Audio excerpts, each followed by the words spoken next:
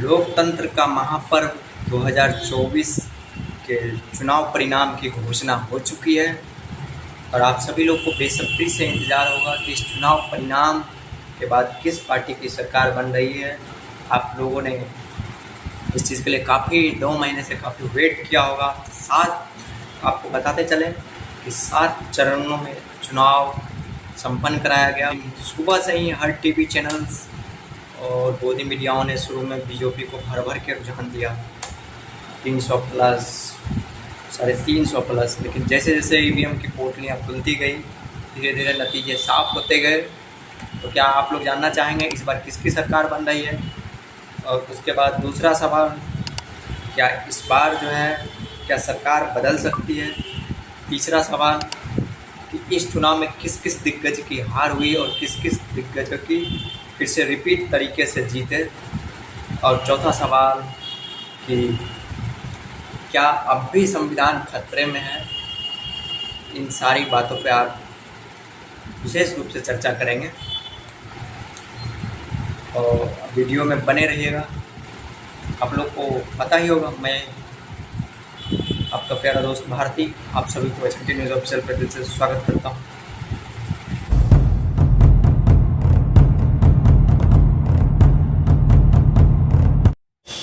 इस बार लगभग चुनाव संपन्न हो चुका है और चुनाव संपन्न होने के बाद जो आपके पास रिजल्ट आपको स्क्रीन पे दिख रहे हैं, NDA 289, इंडिया 234 और अदर 20 सीट पे सिमट चुके हैं। और इस बार माननीय प्रधानमंत्री तीसरी बार प्रधानमंत्री पद का शपथ लेने जा रहे हैं और उन्हें जीत की ढेर सारी बधाई वाराणसी सीट्स के लिए। और उसके अलावा आप लोग को इस वीडियो के अंदर हम सिलसिलेवार तरीके से बताएंगे कि किस सीट पे कौन सा कैंडिडेट भारी पड़ा। और इसमें नो डाउट कि इस बार बीजेपी की सरकार बनती हुई दिख रही है। तीसरी बार प्रधानमंत्री जी फिर से शपथ लेंगे। आपको एक एक सीट का मैं अभी विश्लेषण दे रहा हूँ, स्टेट का जो हॉट सीट का स्टेट है। यहाँ पे देख सकते हैं कि 291 आज तक के पोल में आया है और 234 इंडिया का आया है।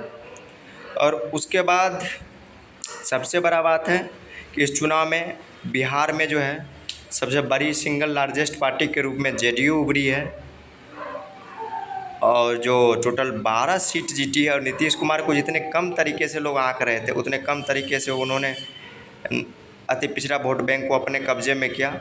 और यहाँ पे देख सकते हैं कि आपके सामने ये सीट है महाराष्ट्र की। महाराष्ट्र में कांग्रेस सिंगल लार्जेस्ट पार्टी के रूप में 12 सीट, बीजेपी 11 सीट, शिवसेना के उद्धव ठाकरे का गुट 10, NCP 7 और एकनाथ शिंदे की पार्टी 6 सीट पे गई है। ये अपने आप में बहुत ही बड़ी कि बीजेपी का महाराष्ट्र में इस बार लो प्रदर्शन रहा और कांग्रेस ने इस बार वहाँ बाजी मार ली। और उसके बाद आते हैं हम दूसरे राज्य जहाँ पे देखते हैं कि बीजेपी जो है किस तरह से डाउनफॉल हुई है। साउथ के एरिया में तो बीजेपी का, कर्नाटका में भी बीजेपी का हालत ख़राब है। यहाँ पे देख सकते हैं एक सीट है तेलंगाना जहाँ पे बीजेपी 8 है और कांग्रेस भी 8 है और एक सीट AIM के खाते में गई जो है असुद्दीन ओवैसी साहब हैदराबाद से जीते हैं माधवी लता को हरा के। बहुत ही हॉट सीट थी। उसके बाद देख सकते हैं ये आपको कर्नाटका का है, बीजेपी 16, JDS 2 और INC 10 वही।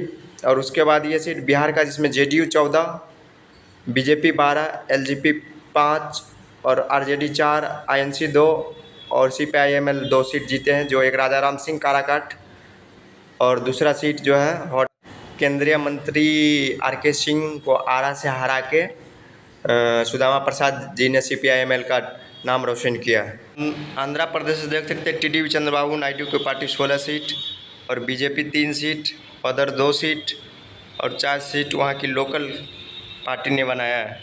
तो वहाँ पे चंद्रबाबू नायडू सबसे बड़े लार्जेस्ट पार्टी के रूप में उभर के आया। राजस्थान में देख सकते हैं BJP 14, 8 INC Congress, others 3 seat लेके आए हैं। इसमें निर्दलीय उम्मीदवार एक भी नहीं है। इस टाइप से राजस्थान में भी कांग्रेस अपने आप में सफल हुई बीजेपी को टारगेट हिट करने में। और उसके अलावा आप लोग देख सकते हैं कि सबसे बड़ा जो उनका स्टेट था यूपी में इस बार जो है बीजेपी जितना उम्मीद कर रही थी उतना सीट नहीं आए। और इस बार 2 लाल ने मिलके, 2 युवा नेता ने मिलकर, अखिलेश और राहुल की जोड़ी ने मिलकर इस बार यूपी में अपना डंका बजाया और यूपी में एक तरफा अपने आप को जीता। देख सकते हैं यूपी का एनडीए का मात्र 36 है और इंडिया अलायंस को 43 सीट्स है। बीएसपी 0 सीट, इस बार मायावती एक भी सीट नहीं जीत पाई। बीएसपी का सारा कोर वोटर इंडिया अलायंस के साथ चला गया और अदर्स को 1 सीट मिला है। तो ये बहुत ही बड़ी बात है। और उत्तर प्रदेश में जो आजमगढ़ की सीट थी, उस सीट को में निरहुआ चुनाव हार चुके हैं और उधर गोरखपुर से रवि किशन चुनाव जीत चुके हैं। राजनाथ सिंह लखनऊ से चुनाव जीत चुके हैं।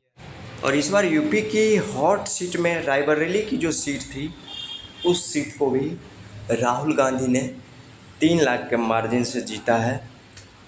और एक और यूपी की हॉट सीट जो अमेठी, प्रियंका गांधी का क्लर्क बोला जाता था, उस क्लर्क ने इस बार कमाल दिखाया और उस क्लर्क ने इस बार अमेठी की सीट पे किशोरी लाल शर्मा जी ने 1.5 लाख वोटों से वहाँ पे स्मृति ईरानी को हरा दिया। जबकि स्मृति ईरानी एक नामी पहचानी कैबिनेट की चेहरा थी, नरेंद्र मोदी के मंत्रिमंडल में थी।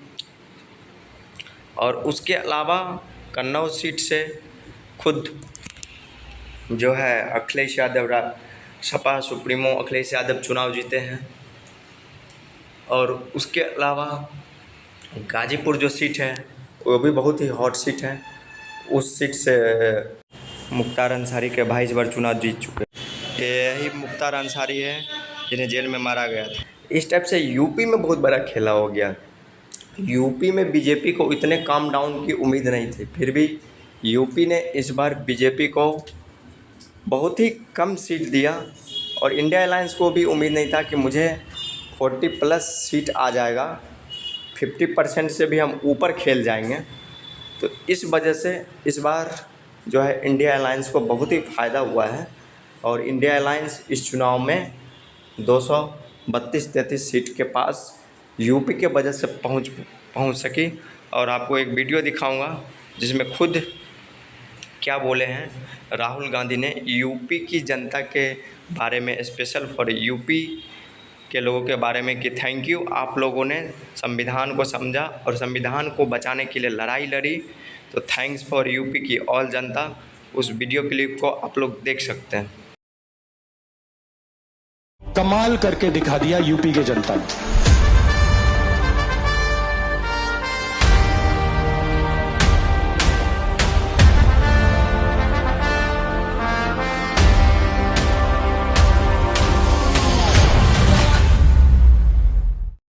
अब बात करते हैं नीतीश कुमार जी का। नीतीश कुमार जी का जो आज कल रात से जो मीम्स वायरल हो रहा है उनके ऊपर, कि अब तो बैनर में भी आ रहा है कि नीतीश जी जो हैं सबके साथ हैं। मतलब कहा नहीं जा सकता है कि वो इंडिया अलायंस के साथ जाएंगे या बीजेपी के साथ जाएंगे। आज दिल्ली में उनका मीटिंग भी चल रहा है और तेजस्वी यादव, नीतीश कुमार एक ही साथ पहुँचे हैं। और ये वाला बैनर देख के आपको भी हैरान हो जाएंगे। इस बैनर में आप साफ साफ देख सकते हैं कि नीतीश सबके हैं और उसका बैनर लगा हुआ उनके जदयू कार्यालय पे, जैसे उन्होंने जीत हासिल की। और अभी 2 जो बोलता है ना मुख्य रूप से चेहरा बन चुके हैं, चंद्रबाबू नायडू और नीतीश कुमार, जो सत्ता पक्ष और विपक्ष दोनों की चाबी बन चुके हैं। अगर इन दोनों के समर्थन के बिना सरकार बनना बहुत ही मुश्किल है। इस बड़ा सवाल बना है, नीतीश और नायडू क्या सत्ता पलटेंगे? ये अपने आप में बहुत ही बड़ा सवाल बना हुआ है। पूरी चाबी जो है ममता बनर्जी के पास है। क्या ममता बनर्जी सत्ता को पूरा कनेक्ट करेगी? और सबसे बड़ा सवाल यहाँ पे देख सकते हैं बीजेपी के हाथ से कितने राज गए। देख सकते हैं बीजेपी के हाथ से उत्तर प्रदेश, चंडीगढ़, हरियाणा, केरला, लक्षद्वीप, महाराष्ट्र, मणिपुर, पंजाब में तो बीजेपी 0 ही रही, तमिलनाडु में भी बीजेपी से पूरा छाप, तेलंगाना और बंगाल, ये राज्य है जहाँ बीजेपी जो है हालत उनके बहुत ही ख़राब रहे। उनका जो वोट बैंक परसेंटेज था 10 से 12% वोट बैंक उनका स्विंग किया। और उसके बाद एनडीए कहाँ मजबूत रही? अंडमान, आंध्र प्रदेश, अरुणाचल, असम में, छत्तीसगढ़, गुजरात में इस बार फिर से एनडीए ने क्लीन स्वीप किया, जो मोदी की खुद की नगरी है वहाँ पे एक सीट, लेकिन फिर भी कांग्रेस जीतने में कामयाब रह गई। हिमाचल में सारे के सारे सीट बीजेपी के ही खाते में गए। वहाँ पे कंगना रनौत भी उस सीट को जीतती हुई नज़र आई। उसके अलावा झारखंड में 9+ सीट, कर्नाटका में भी अच्छा परफॉर्मेंस रहा है, मध्य प्रदेश में पूरा क्लीन स्वीप, दिल्ली पूरा क्लीन स्वीप। बहुत भी केजरीवाल बड़े बड़े दावे कर रहे थे कि इस बार दिल्ली जीतेंगे, दिल्ली पूरा क्लीन स्वीप। उड़ीसा में तो इस बार बीजेपी ने गजब ही ढा दिया, विधानसभा और लोकसभा दोनों में वहाँ के बीजू जनता दल को, नवीन पटनायक जी को तरीके से बीजेपी ने वहाँ पे साफ कर दिया। इस तरह से इस बार बीजेपी के हाथ में ये राज आए और इतने राज का उनको लॉस हुआ। और इस बार जो है फिर से एमपी में एक बहुत ही बड़ा हॉट सीट था, उस सीट पे वहाँ जो है खेला ही हो गया। 8 लाख प्लस वोट से वहाँ पे शिवराज सिंह चौहान ने उस सीट को जीता है। और उसके बारे में हमने कमेंट भी किया है उस सीट को लेकर। लोग को दिखा रहा हूँ कि ट्विटर पे मैंने एच&टी न्यूज़ ऑफिशियल से उनके लिए क्या कमेंट किया। 8 लाख ज़्यादा से वोट जीतने वाले हमारे मामा कोई फ़ोटो की चर्चा ही नहीं करता, और उन्हें अब इस बार बीजेपी का जो है अध्यक्ष बनाना चाहिए। और मामा सच में 8 लाख वोटों से विदिशा से जीते हैं, और 12 बजे के काउंटिंग के अंदर ही शिवराज सिंह चौहान का जीत घोषित हो चुका था, एकदम 12 बजे के अंदर ही। एक और आपको ट्वीट पढ़ा दे रहा हूँ, जिसमें मैंने नीतीश कुमार के बारे में ट्वीट किया कि नीतीश चाचा को किधर जाना चाहिए, इंडिया अलायंस की तरफ जाएं या नीतीश चाचा एनडीए की तरफ जाएं। उस ट्वीट को भी आप लोग ट्वीट में आप देख सकते हैं कि लिखे हैं किधर जाएगा बेचारा नीतीश चाचा जी, इंडिया वाले के साथ कि एनडीए वाले के साथ। और उनका एक और वीडियो बहुत ही वायरल हो रहा है ट्विटर पे, वो भी मैं आपको दिखा दे रहा हूँ।